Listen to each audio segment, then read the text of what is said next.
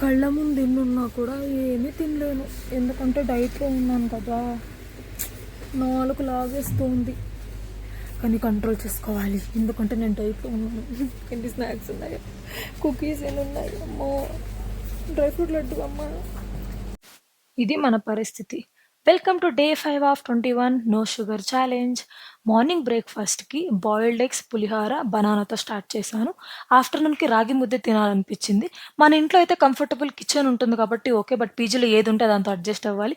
Coffee పెట్టుకునే బౌల్‌లో రాగి ముద్ద చేసుకోవడానికి ట్రై చేశాము. చెప్పాలంటే బాలేదు. బట్ పర్లేదు అడ్జస్ట్ అయిపోయాం. నిన్న రూమ్‌మేట్స్ గట్టిగా తినేసాము. ఇంకా నైట్‌కి చపాతీ, శనగల పులుసు, అన్నం, పప్పు తినేసాను.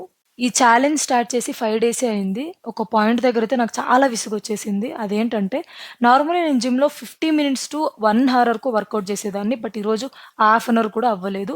చాలా టైర్డ్ అనిపించింది. ఒక రకంగా కళ్ళు తిరిగినట్టు ఏదో బాడీ మొత్తం వెయిట్ లాస్ అయిపోయి గాల్లో ఎగురుతున్న ఫీలింగ్ వచ్చింది.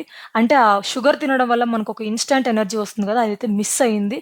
కొంచెం డిసప్పాయింట్‌మెంట్ అనిపించింది. బట్ స్టిల్ నేనైతే స్టాప్ చేయను. పక్కా దీన్ని ఫినిష్ చేసి తీరాల్సిందే. చేస్తాను కూడా.